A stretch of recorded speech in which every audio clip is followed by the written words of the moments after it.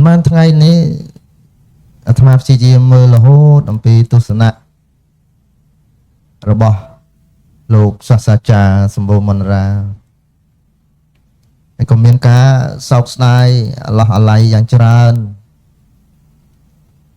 ចំពោះការបាត់បង់នៃជីវិតរបស់លោកទន្ទឹមនឹងនោះក៏តាមរយៈធម្មទេសនានេះសូមចម្រើនពរដល់ប្រជាជាតិទាំងមូលកុំឆ្លោះគ្នាពេលដែលខ្មោចស្លាប់ទៅកុំលើកកុំបន្ទោសគ្នាកុំឲ្យមានពាក្យថាកាលដែលគាត់នៅរស់មិនក៏មិនលើកតម្កើងមិនក៏មិនអ្នកខ្លះក៏ពោលពាក្យចេះចុះកុំទុកឲ្យដំណើរទៅរបស់លោកសាស្ត្រាចារ្យឲ្យស្ងប់ឲ្យធ្វើដំណើរទៅក្នុងសង្សារវដ្តនេះដោយសុខស្ងប់ហើយក៏មិនយួរគួរណាស់តែកុំយួរមរណភាពរបស់លោកសាស្ត្រាចារ្យនេះคล้ายទៅជាទីលានប្រកួតទ្រឹស្ដីនៃពួកអ្នកវិភាគមួយចំនួនមិនទេជនជាតិយើងមិនមានទម្លាប់អាក្រក់ចឹងទេកុំឲ្យយកមរណភាពលោកសាស្ត្រាចារ្យទៅវាយប្រហារជនដទៃណាមួយដែលខ្លួនមិនពេញចិត្តកុំឲ្យសោះណាកុំឲ្យសោះហើយអ្វីដែលយើងអាចធ្វើបានពួកយុវជនទាំងឡាយប្រជាជាតិខ្មែរដែលជាអ្នកធ្លាប់ទទួលការអប់រំជាពិសេសកូនសិស្សគុណទាំងអស់អ្វីដែលយើងអាចធ្វើឲ្យដំណើរជីវិតទស្សនៈរបស់លោកសម្បូរមនរានេះកាន់តែមានតម្លៃគឺយកនៅទ្រឹស្ដីនៅការបង្រៀនរបស់លោកយកទៅអនុវត្តសម្រាប់ខ្លួនយើងនិងជួយសង្គមជាតិនោះទៅជាប្រយោជន៍នោះទៅជាការធ្វើមួយប្រកបដោយវឌ្ឍនភាពប្រកបដោយសេចក្តីថ្លៃថ្នូរនេះណាបងកុំឲ្យមានការជជែកវាយប្រហារគ្នាដោយសារតែថាការដែលលោកនៅមានជីវិតអ្នកខ្លះក៏មិនឃើញពោលពាក្យសរសើរមិនលើកតម្កើងចេះចោះថាអញ្ចេះថាចោះអត់ទេសូមមិនបាទញាតិញោមតាមប្រព័ន្ធនឹងកុំអីទេណាកុំអីរួមទាំងប្រសងផងហ្នឹងហើយអ្វីដែលព្រះអង្គអាចធ្វើបានសិក្សាទស្សនៈពីលោកទៅហើយយកទៅអនុវត្តនៅក្នុងជីវិតប្រចាំថ្ងៃពុទ្ធស្ដីនៃការបង្រៀនរបស់លោកនឹងល្អច្រើនហើយលោកបានបំពេញហើយលោកបានធ្វើហើយមួយទៀតក៏សូមចម្រើនពរ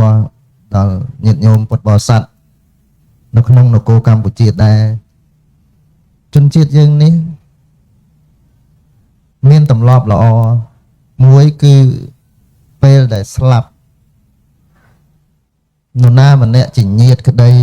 ភូមិផងរបងជាមួយចប់សាច់ឈាមក្តីមិនចប់ក្តីគឺតែងតែមកជួយគ្នាញាតិញោមនៅស្រុកស្រែហ្នឹងពីដើមវាគ្មានទូរស័ព្ទវាគ្មានស្អីគេដាក់មេក្រូឯងចុងថ្នោតនោះពួកអាមេរិកកាំងអត់តែពួកជនជាតិមួយចំនួនគេថាយើងជួយចិត្តឲ្យលឺសលេងមិនមែនទេវាមានហេតុផលពីដើមនោះវាគ្មានស្អីអញ្ចឹងទៅវិធីសាស្ត្រមានតែមួយគត់ឡើងលើចុងថ្នោតដាក់មីក្រូខ្ពស់ហើយចាក់ស្មូតដើម្បីប្រាប់ថាណែផ្ទះនេះមានអ្នកស្លាប់ហើយសូមអ្នកទាំងឡាយចូលមកជួយពួកយើងផងដោយសម្ភារៈក្តីដោយផ្លូវចិត្តក្តីដោយការរាប់អានមិត្តភាពអីយ៉ាងណាក្តីអញ្ចឹងហើយបានវាទៅជាមានទម្លាប់ចាក់មីក្រូលើចុងថ្នោតតែឥឡូវវាឈប់ហើយខ្មោចខ្មែរនេះណាប្រវេណីយើងនេះណាបុណ្យអីអាចថាគេអញ្ជើញឬដូចជាកាយបើអញ្ជើញមិនទៅបើមិនអញ្ជើញទេមិនទៅទេតែបុណ្យមួយដែលខ្មែរមិនដែលជនជាតិខ្មែរប្រកាន់ទាំងអស់គ្នាទោះតែមិនអញ្ជើញក៏មកគឺបុណ្យសពនេះឯងមិនដែលមានអាណារស់ហេតុផលរឿងបុណ្យសពទេជនជាតិនេះមានប្រវេណីនេះល្អណាស់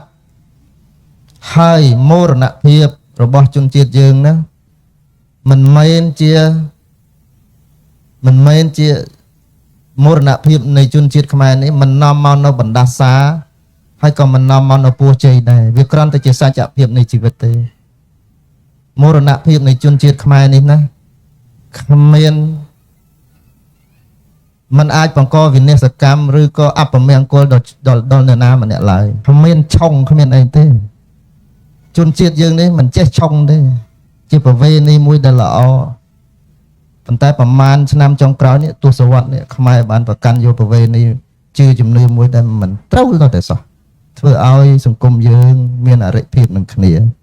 ដោយសារជឿលើអាជំនឿនោះចម្រើនពូហ្នឹងគេមិនសប្បាយទេប៉ុន្តែនិយាយទៅយើងអត់មានទេ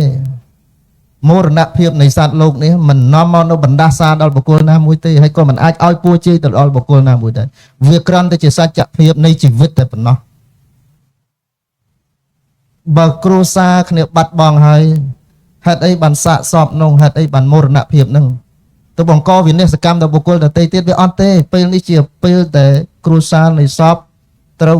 ការលួងលោមការគ្រប់គ្រងការអោបកសោបពីញាតិពីមិត្តទាំងឡាយពីសង្គមទាំងឡាយហើយជនជាតិយើងបានធ្វើរឿងនេះមករហូតមកអត់មានជំនឿឆុងទេសូមញាតិញោមពុទ្ធបរិស័ទលោកជ្រាប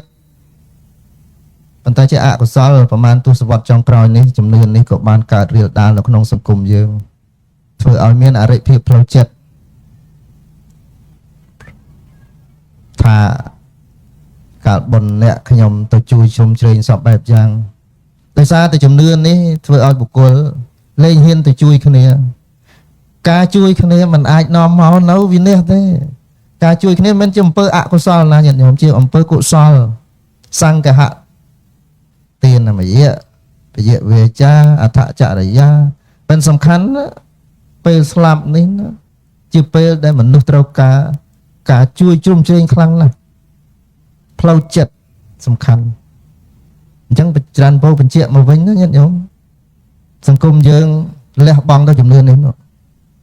ព្រោះជំនឿនេះនាំមកគ្មានបានផលអីដល់សង្គមយើងតតែសោះ